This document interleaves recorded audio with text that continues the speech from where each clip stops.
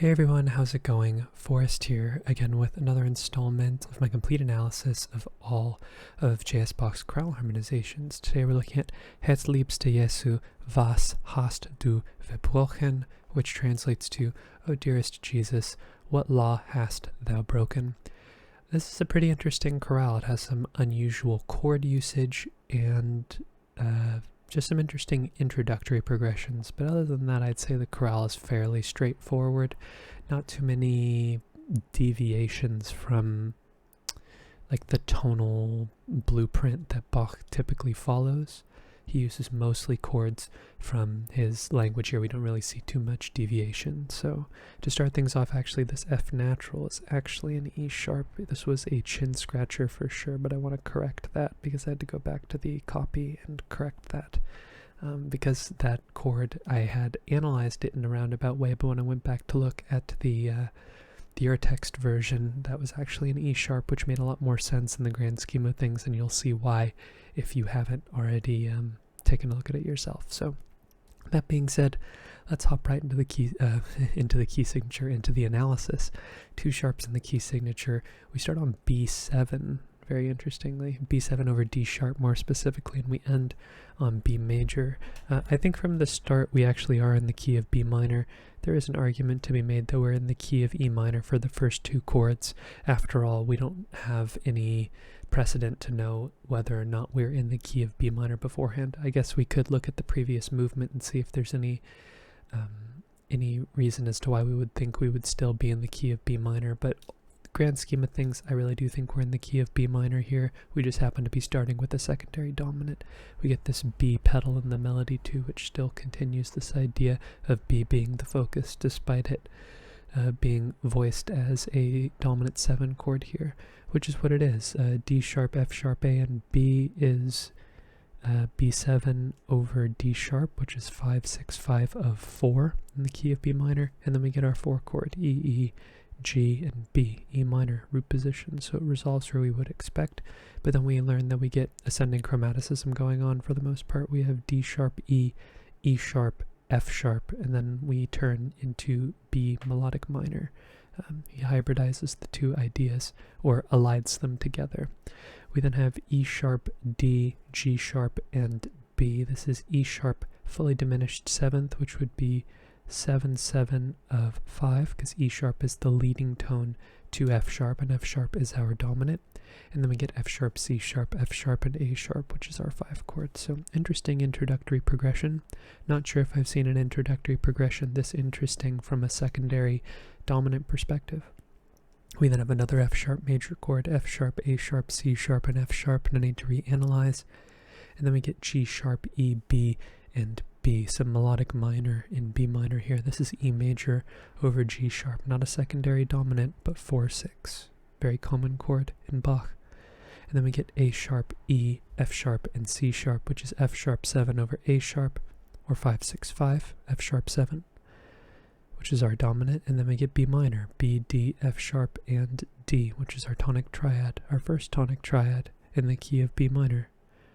All the other chords point towards B minor, but we don't get the resolution until, 8 beats in? 7 or 8 beats in, depending on how you look at it. And we have a passing tone here in the tenor as well, before we get another B minor chord, B, F sharp, B, and D. And as we get ready for our half cadence in the key of B minor, we have A sharp, G, C sharp, and E. That is A sharp fully diminished 7th, which is 7-7 in the key of B minor. And then we get B minor again, B, F sharp, B, and D. That's our tonic triad and root position. And then we cadence on F sharp major, F sharp, A sharp, and C sharp, which is our dominant. Okay, looking ahead, we have a phrase that ends in the key of D major, and I think we modulate pretty much straight away. We go from F sharp major to another F sharp major chord, F sharp, A sharp, F sharp, and C sharp. No need to reanalyze. And then we get B minor, B, B, F sharp, and D, which is our tonic triad, and it also happens to be our 6th chord in the key of D major. Afterwards, we get A, C sharp, A, and E, which is our 5 chord, A major, and then we get D major, D, D, A, and F sharp, which is our tonic triad. We have a passing 7th here in the tenor as well, and we also have a passing tone in the melody. And then we get G, B, B, and D, which is our 4 chord, G major. Now, interestingly, we do have 2 passing tones here, a passing 7th in the bass and a passing tone in the alto, but when we take the spelling of these tones that are happening on beat 4 and here in this measure, we have F sharp, B, A, and D. And I look at this as a passing 6-4-3 chord, B minor 7 over F sharp, namely because of the fact that we have 4 going to 2. And I think that this chord does contribute to the chord progression because Bach is breaking up a progression between 2 chords that are a third apart. And if you've watched any of my videos before, you might have noticed me talk about chords that are a third apart and how it's not really a progression going on. As far as chord distances are concerned, if chords are a third apart, there's only one tone that's different between them. That's just the theory behind the chords. So when one chord goes to the next, there's really only one note being introduced to the texture.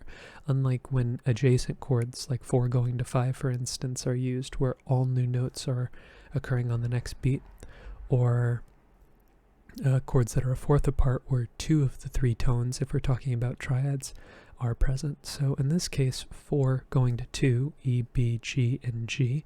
E minor is our 2 chord in the key of D major. 4 going to 2, we do see it with some frequency, or 2 going to 4. Actually, 4 going to 2 is more common, I would say. As I'm like quickly surveying all of the chorales that I can remember off the top of my head, I feel like 4 going to 2 seems a little bit more logical, especially in a cadential context. But here we're not in a cadential context. But the fact that we have a 6 chord that we can pull out of the texture here, separating a 4 and a 2 chord, I feel like well, for the same reason 4 going to 6 is not really much of a progression because of the fact that they share more notes in common than they don't. Not to suggest that there isn't a progression happening. I think objectively the progression is weaker because of the fact that there aren't as many tones that are different between the chords. So what exactly is progressing? But in this case, 4 is going to 6. That then sets up the progression to 2. 6 going to 2, they're a fourth apart, or a fifth. 2 is a fifth below 6, and that is a normative progression. So I feel like that's part of the reason why we have a chord progression here, a subdivided chord progression, 4, 6, 2, which is not a super common progression, but I feel like the 6 going to 2 is more of what's happening here. You could even analyze this 4 chord as a 6-4-3 chord if you choose so, but I feel like the 4 chord is what I hear because we have 1 going to 4. Same thing, cycle of falling fifths, and then we have 6 going to 2, so it feels like 2 ideas here, 1 going to 4, then 6 going to 2. That's the way that I hear it, and that's basically it. So anyways, we then have a passing tone in the bass and a passing tone in the alto. Here we have F sharp, D, A, and G. It doesn't really feel like a chord here. That would be like a G major 9 chord over F sharp. It doesn't really feel right, or a D major 11 over F sharp. There's lots of different labels you could put onto all sorts of different combinations of notes to force like a tertian perspective onto them, but a lot of these chords are beyond Bach's vocabulary, or they just wouldn't really occur in the music because they're sort of beyond the range of the 7th, and they're not really triadic at that point. They're beyond extended and more theoretical. But that doesn't mean the chords don't exist in theory. In fact, they get used quite frequently in today's music, so that's cool. But that being said, not to get too far off the beaten path, we have G, E, B, and G. That's E minor in first inversion, so we'll just change the figured bass. Passing tone in the bass again, and then we get B, D, B, and F sharp, B minor. Kind of an interesting chord. We go from 6 to 2, and then 2 back to 6. You could make the argument that we have C sharp, B, E, and B going on, which would be like a C sharp minor chord or a C sharp diminished minor 7 flat 5 chord, but we don't have a G anywhere here, so I don't think that that's a very strong analysis, even though I guess you could make the argument. But yeah, it feels more like a 6 chord to me, a transitive progression, because for the same reason that 6 going to 2 is a normative progression, 2 can also go to 6, and it's just another way of approaching the dominant, or approaching some type of chord that will lead to a dominant, just a different direction, using the same voice leading, because the notes are likely to resolve from one to the other. But after our 6th chord and our neighbor tones, we have A, D, B, and F sharp. I reckon this A is an accented non-chord tone, and instead we have G sharp, D, B, and F sharp. This G sharp is interesting. This would be G sharp minor 7 flat 5 in root position, which would be 7 7 of 5, because G sharp is the leading tone to A. We've also seen a 7 7 of 5 chord here as well. However, this one is fully diminished. This one is half diminished, but still we've seen the same or similar, virtually the same analysis twice in the same chorale. It's interesting. Maybe it's not a coincidence. But we then go to A, D, E, and E, which is A major. But this D is a 4-3 suspension over the bass. We know that it's being implied. I suppose you could call this a D major chord in first inversion if you look at this E as an accented non-chord tone, but I don't view it as such. I think the F sharp is a passing tone here, and this D resolves down to C sharp, and then we get 5 7 going on here, A, C sharp, G, and E before we cadence on D major, our tonic triad. Okay, I think the third phrase is actually our most interesting phrase. We end with a half cadence in the key of E minor. However, we have 3 different keys going on in the course of this phrase. If you look right here in the tenor line, we have F sharp, G sharp, A, and B, which is a melodic minor fragment, and someone might have the perspective that this is a tonicization and we're just briefly hinting at the idea of B minor without leaving D major, but I'm making the argument that even though we aren't going to get a literal B minor chord over the course of these 3 beats, we still get the idea of B minor enough to insinuate a modulation. So starting with D major here, D, F sharp, B, and D. I had that written as D major in my notes. This is B minor over D, which is 6 6, and in the key of B minor this is 1 6, so we actually do get a B minor chord. Apologies, I just my notes were incorrect. After our tonic triad we get some adjacent harmony. We get E, G sharp, E, and C sharp. This G sharp is interesting. This is a C sharp minor chord in first inversion, so Bach likes 2 6 chords, but typically 2 chords in minor keys are diminished. Here we have a minor chord, and that's a byproduct of raising the 6th scale degree in melodic minor. We also have some passing tones in the lower voices. We have F sharp, A sharp, E, and C sharp, which is F sharp 7. That's 5 7, our dominant. And then we get not B minor. The upper voices sort of imply that, B, D, and B, but we have a G in the bass. This is G major, which is our 4 chord in the key of, it is our 6 chord in the key of B minor, and I got ahead of myself there. It's also our 4 chord in the key of D major. So I think that's really interesting that Bach is modulating over the deceptive chord progression, because we have a 2-5. We would expect 1 here, but we get 6, and that turns into our gateway back to D minor after our D major after our brief detour. I think that's a really elegant gesture, sort of a master, like the master's touch, or like the maker's mark of this particular chorale. But after our 4 chord, we get C sharp, E, E, and A. It's A major over C sharp, or 5 6, passing 7th in the melody, and then we get D major, D, A, D, and F sharp, which is our tonic triad in root position. And then we get some more interesting chords after some passing tones in the upper voices. We get D, D, F sharp, and A, and we might be tempted to call that a 1 chord. However, I think this is more than just a 1 chord, because we have this passing C natural going on here. So what C natural does to the tonic triad is it makes me feel like it is now functioning like a dominant, and when the tonic is recontextualized like the dominant, it turns into 5 of 4, because D also happens to be the dominant of G major. However, in major keys, unless you add that 7th, that flatted 7th, you don't know whether or not the major or the tonic is functioning like a dominant or just 1 going to 4. I mean, we see 1 going to 4 with lots of frequency in Bach. It's a normal progression, cycle of falling fifths, as well as the fact that the tonic doesn't really have any rules attached to it. You can pretty much go wherever you want because it is home base. It is the tonic, the top of the hierarchy. But when you add this C natural to it, I think it projects something different as far as its function is concerned. And that's how I've been analyzing them. But I think a tonic triad is also a valid analysis if you're looking literally on the downbeat. But after this, we have B, D, F sharp, and A. And where you could analyze this, again, subjective here, you could analyze this as 6-7 and make this look kind of like a deceptive progression.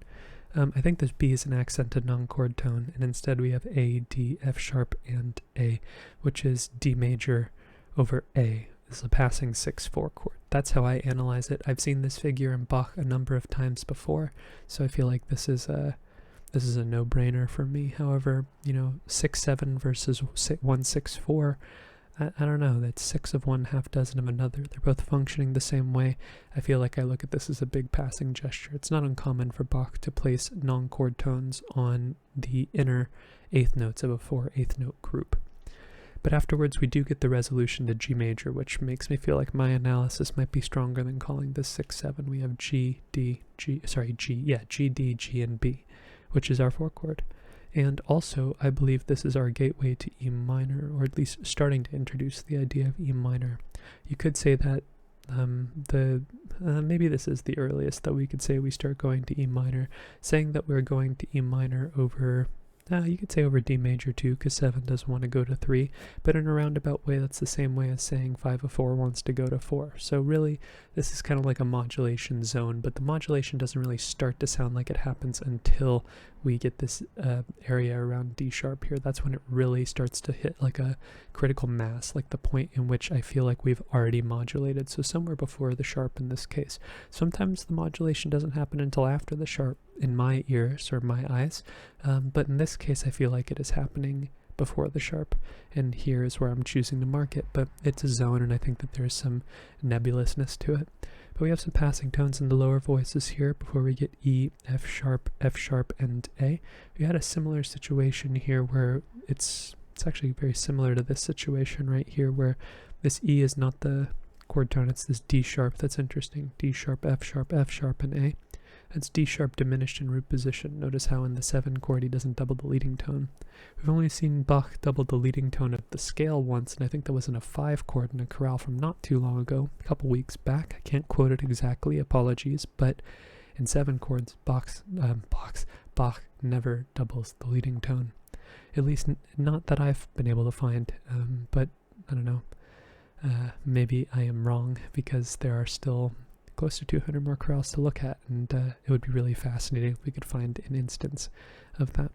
But we get some 9/8 suspension going on here. We have E, B, F sharp, and G. This F sharp's a non-chord tone, this D sharp's an enclosure around the resolution, but E minor's what's being implied here, our tonic triad. And then we cadence on B major, B, B, D sharp, and F sharp, which is our 5 chord, making this a half cadence. And interestingly enough, we actually, like typically speaking, when we cadence with a half cadence or in the key of the dominant, typically it gets refactored so that we have a smoother transition to the key of the tonic by the end of the chorale. But here we actually get a direct modulation into the last phrase. We go directly from B major to B minor. When I say B major, I mean the chord. I know we're going from E minor to B minor, but here we have a B major chord with the D sharp here in the alto versus a B minor chord where we have D natural in the tenor. And this was something that one of the first commenters on the channel pointed out in one of my earliest videos, and I immediately just expected this to be a 5 chord in the key of moving forward, and I analyzed it as such. But no, this is a D natural, so this cross relation here of D sharp versus D natural, granted these are 2 separate ideas, does hint at the idea of this being a direct modulation. So this is our tonic triad in B minor, B, D, B, and F sharp. And then we have C sharp, A, B, C sharp, B, and E. I don't think this is 2-7. I think this B is a 7/6 suspension over the bass, and it's this A sharp that's our chord tone, which would make this A sharp, C sharp, and E, which is 7/6, A sharp diminished. Notice how Bach's not doubling the leading tone again. But yeah, 1-7-6-1-6, D, F sharp, B, and D. Probably one of the most common, if not the most common progression that we do see in Bach. This progression pops up all the time, or the mirrored version where we have 1-6-7-6-1. It's a very common device that Bach uses. We have another passing tone in the bass before we get F sharp, B, and C sharp. It's a 4-3 suspension over the bass, and another enclosure like we saw here, where this G sharp is also a non-chord tone, but we know that 5 is what's being implied here. F sharp, A sharp carried over from the first beat, or the and of the first beat, then C sharp is what's actually being implied.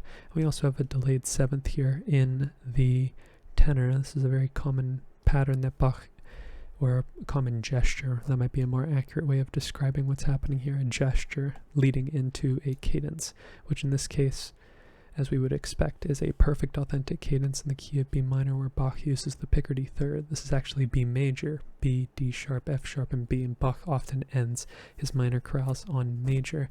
And in the case of the cantatas, the chorale is usually the last movement, so I would imagine that Bach wanted to end on a more uplifting tone. But now that we're seeing Bach do it in larger works, this is a chorale from the St. Matthew Passion, the fact that there are movements following this, I feel like ending a chorale on a major chord, if anything, is just a convention, but also it might just have to do with major chords having a stronger sense of conviction, and major chords just might be a different, or Bach might just have a different relationship with major chords, and ending with them might just be more commonplace, more appropriate for the occasion. But regardless, that is going to be the analysis for today. Fairly straightforward chorale. Some interesting moments. We have some secondary dominance here leading into a 6-4 chord. I think that's a pretty quirky progression, even though we've seen it before. 3 keys in one phrase. It's pretty interesting as well, depending on whether or not you hear this as a legitimate move to B minor. That's how I hear it, but you might have a differing opinion. And starting with the secondary dominant. I think we've started chorales with secondary dominance before. I'm like 95% certain, but starting with ascending chromaticism, and oh goodness, this typo looks absolutely horrible. This is an E sharp, by the way, if you cannot read that. Sorry, I tried to save paper, so not having to reprint again, but I need to be more thorough with my checking of the MIDI file that I download. But regardless, all in all, as far as Bach's use of secondary dominance is concerned, and points in which he uses common chords to modulate across keys, fairly straightforward, mostly normative progressions and transitive progressions. But all in all, if you're interested in following me along on the journey to analyze all of the chorale harmonizations, you can subscribe to the channel, you can hit the notification icon so you get notified of my daily upload. There's like close to 200 chorales that I still have to analyze, so if you're into this sort of thing, if you want your daily dose of Bach or your daily fix of analysis, this is the place to get it, and I'd love to have you along for the journey. But all of that being said, thank you so much for watching the video. It means the world to me. Thank you so much for supporting the channel by doing so. I look forward to tomorrow's analysis, and I hope you take care.